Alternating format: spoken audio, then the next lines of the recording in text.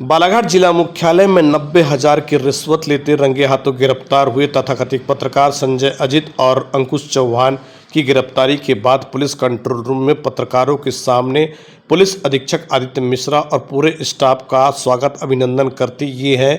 अलग अलग पंचायतों के सरपंच। इस दौरान प्रेस से चर्चा करते हुए पुलिस अधीक्षक बालाघाट आदित्य मिश्रा साहब और सरपंचों ने बताया कि किस तरह से ये दोनों पत्रकार बहुत अधिक परेशान करते थे। इस दौरान उन्होंने अपनी कई आपबीती सुनाई। दरअसल ये जो आप तस्वीरों के फ्रेम में देख रहे हैं ये सरपंच महोदय लोग हैं अलग अलग पंचायत के, लेकिन इनको काम करने से पूरी तरह से ये दो पत्रकारों ने परेशान कर दिया था। एक दो पंचायत नहीं, लगभग 70 पंचायतों का आंकड़ा ये सरपंच बताते हैं कि इन पंचायतों की शिकायत हुई थी और पर पंचायत की शिकायत वापस लेने का सौदा तय हुआ था। 50,000 बाद में 30,000 तय हुआ था। 3 पंचायत के सरपंचों ने मिलकर 90,000 रुपये दिया, पुलिस में शिकायत की और ये दोनों पत्रकारों को रंगे हाथों गिरफ्तार करवा दिया। जिला बालाघाट में लगातार इस प्रकार की शिकायतें लोगों के माध्यम से भी प्राप्त होती थी कि कई बार ऐसे लोग जो अधिकृत पत्रकार नहीं हैं परंतु लोगों पे, कर्मचारियों पे, इत्यादियों पे दबाव डालकर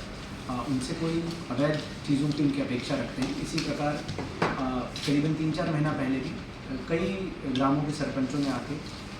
सार्वजनिक रूप से भी और अलग अलग तरीके से भी हम लोग को सूचना दी थी कि कई बार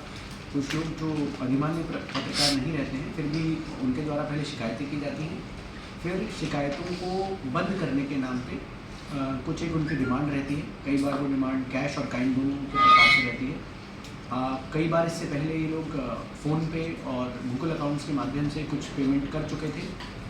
जिसके उन्होंने उस समय साक्ष्य प्रस्तुत भी किए थे, परंतु इनको उस समय बताया गया था कि साक्ष्यों के अभाव के बिना किसी भी पत्रकार पे कार्रवाई ना करना ही सही रहेगा, क्योंकि अदरवाइज एक ये पैटर्न बन जाएगा कि किसी भी पत्रकार को डिफेम करने के लिए इस प्रकार की शिकायतें की जाए। इसलिए पहले काफ़ी दिनों से बताया गया था कि भाई अगर आप कोई पेमेंट करने वाले हैं या करते हैं तो पहले आप पुलिस को सूचना दें, और पोस्ट पेमेंट जानकारी पे कार्रवाई करना मुश्किल रहता है, उसके साक्ष्य नहीं रहते हैं। तो जब इनका जो हमारे प्रकरण के 2 आरोपी हैं संजय अजीत और अंकुश चौहान, इनके द्वारा करीबन 75 शिकायतें इन्हीं के आसपास के सभी गांवों की लगाई गई थी। पहले जब शिकायतें लगाते थे तो सीएम हेल्पलाइन पोर्टल का मिसयूज़ करके ये शिकायतें लगाते थे। वर्तमान में जब पिछली बार सरपंचों ने सामाजिक रूप से और कलेक्ट्रेट में और पुलिस अधीक्षक कार्यालय में इसकी शिकायतें दी थी, तो सीएम हेल्पलाइन की शिकायतों को बंद करके, क्योंकि उसमें मोबाइल का ट्रेस रहता है, उसके बाद फिर लिखित रूप में कई बार अनजान नाम से, कई बार अपने नाम के साथ शिकायतें विभिन्न पंचायतों के कामों के संबंध में, वहाँ के कार्य व्यवस्था के संबंध में लगाई गई। इनसे लगातार दोनों आरोपी संपर्क में थे और उसके डिजिटल एविडेंसेस हैं जिसमें इन्होंने बात ये स्वीकार की थी कि यदि हमें वो शिकायत बंद करानी है, हमें उस शिकायत से कोई मतलब नहीं है, पर यदि हमें कोई कैश एंड काइंड में हेल्प मिल जाती है आपके माध्यम से तो हम वो शिकायत बंद कराने के लिए तैयार हैं। उसके लिए दोनों आरोपियों के द्वारा एक फॉर्मेट भी दिया गया था कि जो राजीनामा पत्र होगा वो राजीनामा पत्र आप बनवा के लाइएगा तो हम उसमें साइन कर देंगे, पर ये साइन तभी हो पाएगा जब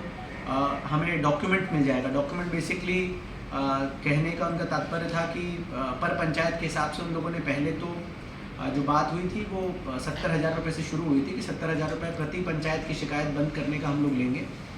जब सरपंचों ने इस पर बात करी, ये किया, तो उसके बाद फिर ये रहा कि 50 से 60,000 रुपये प्रति पंचायत अगर हम देंगे तो हम ये शिकायतें बंद करा लेंगे। कुछ फ़ोनपे के ट्रांजैक्शंस उन्होंने, जो आरोपी हैं संजय अजीत, इन्होंने अपनी पत्नी के फ़ोनपे पे भी कुछ ट्रांजैक्शंस कराए हैं, प्लस कुछ अन्य गांव के लड़कों के नाम पे भी फ़ोनपे के ट्रांजैक्शंस कराए हैं, जिसके व्हाट्सएप चैट के भी रिकॉर्ड्स हम लोगों ने रिट्रीव किए हैं, जिसमें स्पष्ट रूप से समझ में आ रहा है कि ट्रांजैक्शन होने के बाद जो सरपंच हैं या जिन्होंने ट्रांजैक्शन किया है उसके बाद उन्होंने बोला है, तो उन्होंने बोला है कि हाँ बंद हो जाएगी, जिससे क्लियरली समझ में आता है कि शिकायत बंद होने के संबंध में बातचीत हो रही है। और अगर आप ट्रांजैक्शन होने का टाइम और उसके बाद सीएम हेल्पलाइन बंद होने का टाइम देखेंगे तो उसमें भी बहुत कोरिलेशन है, जिससे स्पष्ट है कि इस प्रकार के जो पोर्टल्स बने गए थे या इस प्रकार के जो शिकायतों के माध्यम रहते हैं उनका मिसयूज़ करके एक्सटॉर्शन करने की इन लोगों ने एक रैकेट चला रखा था। इसमें हम लोगों ने जब इनकी शिकायत की थी तो एफआईआर दर्ज की थी, और सरपंच लोगों ने, जो हमारी शिकायत करता है, उन लोगों ने जब पैसे देने की बात आई थी तो पुलिस ने पहले ही उन पैसों का सभी नोट्स का सीरियल नंबर रिकॉर्ड कर लिया था, जिससे कि प्रूफ रहे। अदरवाइज कैश के ट्रांजैक्शंस को प्रूफ करना मुश्किल रहता है। और जब ये चीज़ हो गई, जब ट्रांजैक्शन सफल हो गया, उसके बाद हमने उनको जब ट्रैक किया, तो ट्रैक करने के बाद जो उनके पास से दस्तावेज 90,000 रुपये जो उनके पास से नोट निकले हैं, वो वही ट्रांजैक्शन सीरियल नंबर्स के थे जो FIR में दर्ज कराए गए थे। और इसी के साथ साथ जो रिकॉर्डिंग्स और स्पाई कैमरास के माध्यम से जो रिकॉर्डिंग हुई है, जिसमें उनका फेस भी और उनका ऑडियो दोनों चीज़ काफ़ी क्लियरली समझ में आ रही है, जिसके संबंध में ये हुआ है। प्लस इस ट्रांजैक्शन से पहले जो दीनदयाल कॉम्प्लेक्स में ट्रांजैक्शन इन लोग करने वाले थे, उसके पहले की जो व्हाट्सएप की चैट्स हैं, उसके संबंध में भी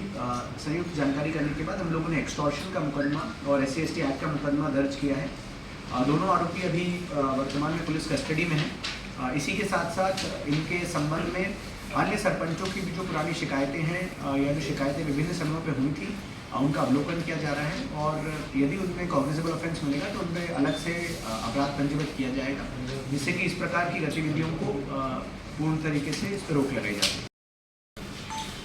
मैं बता दूं कि सबसे पहले तो मैं कुछ बताऊं, इससे पहले माननीय SP साहब को मैं बहुत सारा धन्यवाद प्रेषित करता हूं कि माननीय महोदय जी के कारण ही इतना बड़ा जो हम जो हो पाया है, माननीय SP साहब के कारण ही हो पाया।